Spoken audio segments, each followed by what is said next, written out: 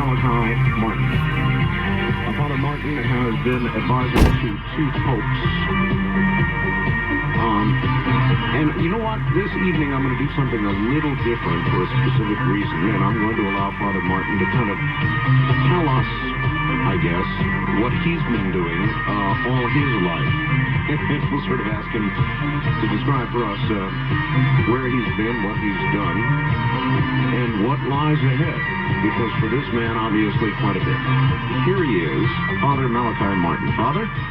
Good morning or good evening, depending on your time location. zone. That's right, time zone. Time zone. We're all over the place. You sound very good. You sound in good shape, Art. I don't know how you managed to remain always so chipper. Well, it's simple. I think it's just like you, Father. We're both doing what we enjoy. Yes, I suppose that is the secret. I remember the last man to say that in public was Jimmy Stewart. He said he was paid to do what he loved to do. When I talked to your secretary... Yes. The other day, she said you were, at the time we talked, at an exorcism. That's right. You're still doing exorcisms? Oh, yes. At the present moment, it's usually directed. That is, that I'm in charge of an exorcism. I'm not usually doing it myself. I don't need to, because there are 2 or 3 going on at the same time. And I decide what must be done, interview the people, and assign it, and then observe, and at times step in to correct something. It goes on continuously, because since I started this work in the United States, and that's about since 1970, it's now 1997, 98, coming into it. Yes. The incidence of possession and therefore of exorcism has increased between 750 to 800%. Wow. An enormous, and this is only in the northeast corner, Art. In the northeast corner.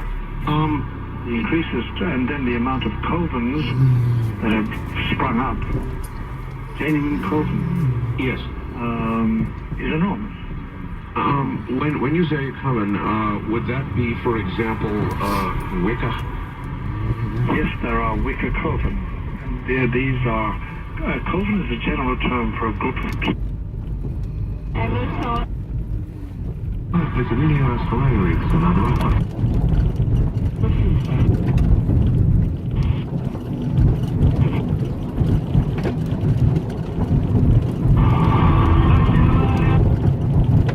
For advice on your next bear kit, the Oregon Brewery Run Card. Buy yours today at runningcard.net. Let's go, Mom. We're not moving, Josh. Not until you buckle up on your booster seat. Come on, Mom. We're just going too far. I don't fly with you. Hey there. Oh my God. Who are you? I'm your depressing statistics lady. We didn't order any depressing statistics. It's free of charge. Did you know that 52% of car crashes happen within 5 miles of home? Josh, did you hear that? Mom, I'm 7. I'm just getting used to grown-up belts. Statistics show that kids wearing only adult safety belts can suffer serious injuries in a crash. Sorry to be a bummer. Joshua, get in your booster seat. Kids can be pretty insistent on being too grown up for their booster seats, but until they're 4'9" and at least 8 years old, you should be just as insistent as they are, no matter how short the trip. Can we get candy? In 100% of cases, candy rots your teeth. Is she gonna hang out with us all day? Don't let your child be a statistic. Use the right safety seat. Buckle up. It's the way to go. A message from ODOT. It only takes a minute to find out if you may have prediabetes, and you can do it at doihaveprediabetes.org. But you're probably not going to, are you? Kids, work, listening to the radio. You're busy, which is great because busy people can't get prediabetes. Oh my, I read that wrong. They can. Should have worn my glasses. So visit doihaveprediabetes.org and take a short test, because prediabetes can be reversed. Brought to you by the Ad Council and its Pre-Diabetes Awareness Partners. Hi, I'm Jimmy Buffett. How would you like to meet an endangered manatee? You can by joining Save the Manatee Club's Adopt the Manatee program. It's easy to help. Call 1-800-432-JOIN. Why do you listen to Freedom 970? I think it makes you more aware of your community. Oh, news. I think it's to be aware of what's going on. Local news matters to me. It's more more locally oriented, which I like. How do you make a decision unless you're informed? News about how we're solving the problems that face us as Americans today. Up to date, up to the minute, and kind of get the late breaking stories right away. You need to know. Yeah, I think everyone should listen. This is Portland's right place to talk. Freedom 970. More of America's First News on Freedom 970.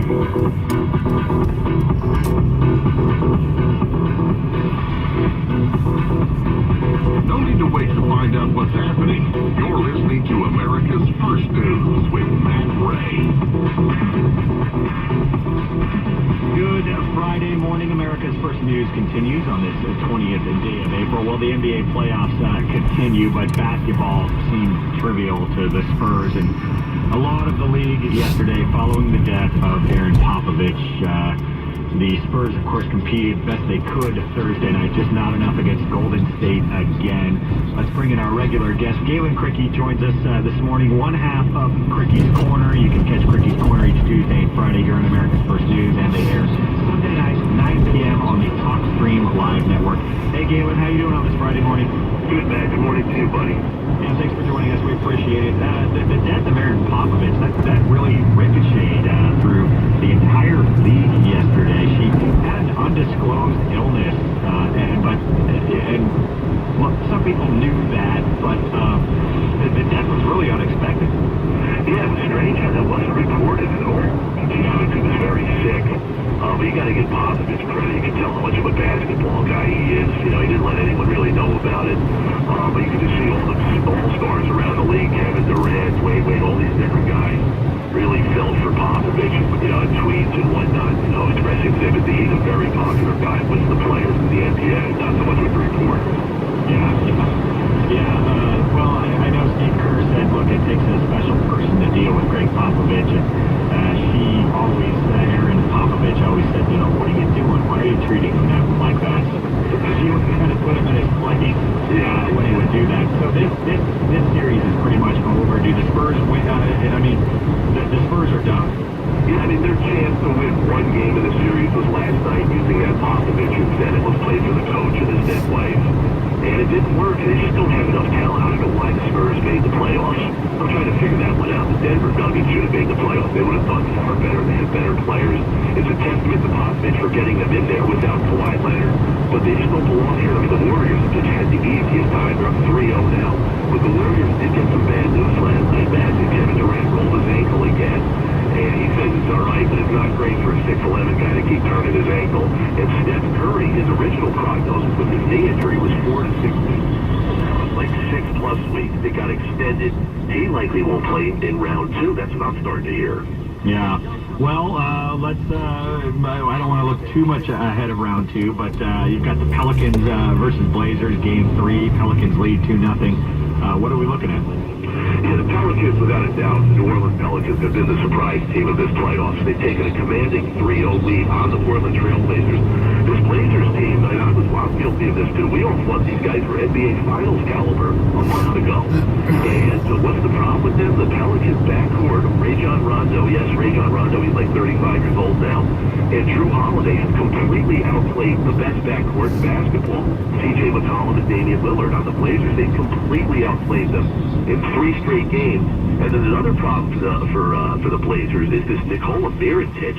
Remember, he's the guy who got that terrible fight with Bobby Portis when they were both on the Chicago Bulls at the beginning of the season. And Mirotic got his jaw shattered in a terrible fight. He obviously lost, but he got traded. They kind of gave up on him. 12 of 15 shooting, and he scored 23 games in April. This is a 6'10" shooting guard. The Pelicans are a major problem. They're going to play the Warriors next. And let me tell you something, the Warriors are going to be nervous about that series. Yeah, nobody wants to play the Pelicans. I think they're going to do some damage. Don't forget Anthony Davis lurking around too, you know. How do you game plan for that guy?